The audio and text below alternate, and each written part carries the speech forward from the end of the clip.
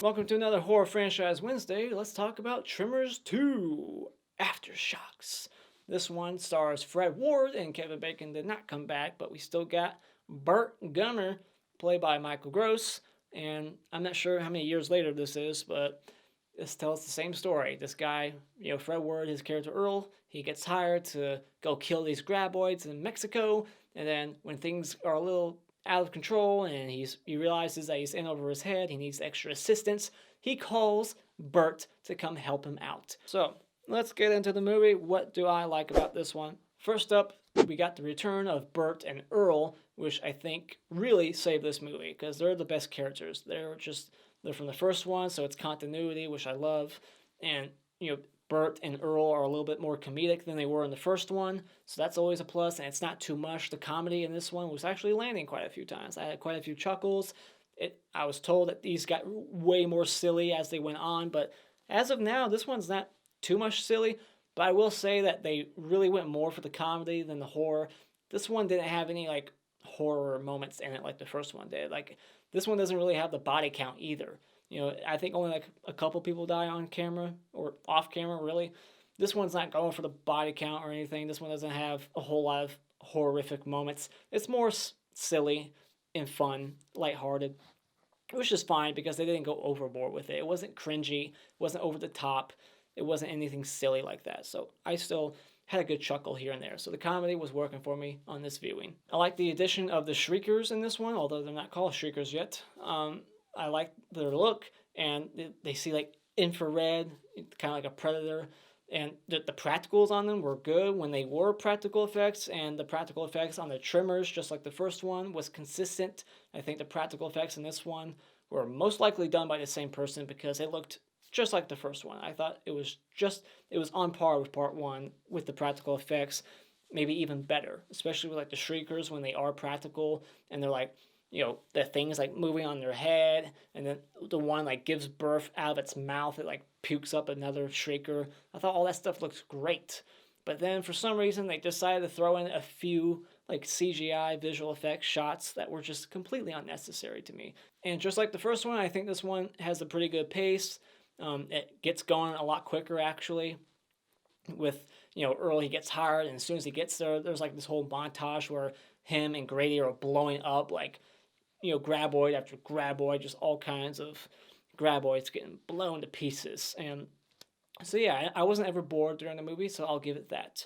Now, as for the things that I didn't care for in this movie, probably the biggest thing was just the addition of Grady. I didn't think he was really that funny. I felt that he was just kind of annoying. He was just that guy who, Earl doesn't want there, but he talks him into letting him tag along. He's like, I'm a big fan of yours, I need to come, please.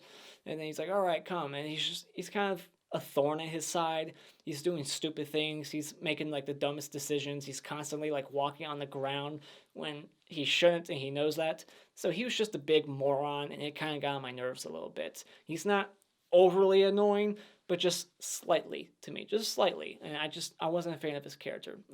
He's no Val, he's no Kevin Bacon, so it's kind of hard to replace that, and he just wasn't cutting it for me. Plus, when you already have a comedic character like Burt, it's just too much with him. He was just an added comedic character that we didn't really need. You could have just had Burt and Earl, and I feel like the movie would work just as good. Just write him out of it, and it would be just as fine, if not better. And the visual effects of the Shriekers, when we see a lot of them and they're running around, it wasn't necessary. That stuff does not age well. It just kind of bummed me out because a lot of the other practical effects that we see in the movie. So it's well, how come you can do it here, all these other practical effects shots with the Shriekers, but then you got these with the Shriekers that are CGI and they're not really doing much. So it bummed me out, and I just always prefer practical over CGI. And lastly, the music and the acting compared to the first one especially, I think is the downgrade. Especially the acting. The acting from basically almost everybody outside of the main three characters. I didn't like Julio, and the girl, the love interest in this movie. I just didn't care for her. I didn't buy her chemistry with Earl. I didn't care for them as a couple, and of course at the end he gets her.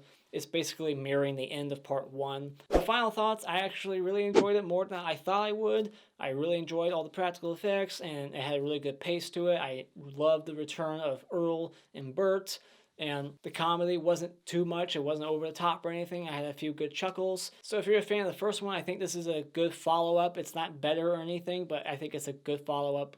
It doesn't, tarnish the first one. It's not a bad sequel. I think it's enjoyable. So when it comes to Tremors 2, I recommend that you go out and buy it. Spoiler discussion. So this movie opens up in Mexico, and it's probably a couple of years later, I would say. And this guy gets eaten, but there's like all these barrels just conveniently there that lead all the way up to his car. You think he's gonna make it, and then all the barrels get knocked over, and he gets his ass eaten alive. And then we meet Earl, who is he's got like an ostrich farm or something. He's using the lasso like he did in part one. There's a few callbacks and winks to part one that I really liked, like the whole rock, paper, scissors thing is brought back. I like that. And he's using that lasso once again, and we meet Gunta. I think that was his name from Leprechaun 3, the guy who owned the pawn shop. When I saw him, I was just like, Leprechaun 3! I love that movie. And we find out that Val is married, and that's why he's not in this movie. He's just living the married life. He's not going to go hunting graboids no more. And we find out that Earl and Val, and even Burt himself, they've achieved some fame since the first movie. They're on magazines and everything. There's Graboid arcades, and Burt's like making his own show now. He's like videotaping himself as he's driving. So yeah, they have like, they're on the covers of all kinds of magazines. This guy Grady knows who he is. He's like, I'm a huge fan. And he's like, you must be rich because, this arcade game. Like, I don't think you would get money for this arcade game. It's not like he owns the word Graboid or anything. One thing I found kind of silly is like, why does Earl have to be the one to do this job? Like, you got dozens of these creatures in Mexico. Why can't the Mexican army do it? I don't think they ever explain it. I was waiting for the explanation, but I don't think I got one. It's like any jackass can tie a stick of dynamite to a remote control car. You don't need Earl from Nevada to come to Mexico to do that shit. So it just didn't make sense. And then we get the scene where they're like, driving the truck around and trying to find the Graboids, and they for some reason have like a chain with cans attached to it, which is just unnecessary. Like, the slightest sound, the slightest like footstep attracts them. We know that. So the cans is just unnecessary. It's just in the plot. It's written in there for that one scene where it gets pulled underneath, and then the Graboids pulling the truck around. And at no point do they ever try to unchain it. Ever. They don't try to shoot it or anything. And I just thought it was kind of silly. It's like, you don't need the chain with all the cans. It's just overkill. And then we get the remote control car bait compilation of them murdering all kinds of Graboids. But is it murder if they're monsters? I guess not. And then there's like, it's typical in a lot of horror movies where you see like the moon, but it's like huge. I just had to laugh at it. It's like the fakest moon shot ever. And then we meet Earl, and he's in the same exact like bomb shelter that he had in the first one, and you can even see that the hole was patched up that the Graboid caused in the first one. Like, the brick has a different color to it. I thought that was a neat little attention to detail that I really appreciated. And then you could see that next to his deer head, all these like animal heads, there's like a Graboid head on his wall. I thought that was pretty funny. And then we find out that the Graboids are not aliens. They've been around on Earth before dinosaurs, which I don't care for that. Like, to me, when I was watching part one, when Earl suggested that they were aliens, I thought that made more sense. Because now it's like, why were they attacking now and never before? Or it just was never documented before? No one ever lived to say anything? Like, why are they attacking now if they've been around for millions of years and shit? It's like, come on. To me, I think the Graboids should just be like aliens. They came from outer space, and that's why they're here now. That's why they're attacking now. I love that Burt switches hats just to blow up the Graboid.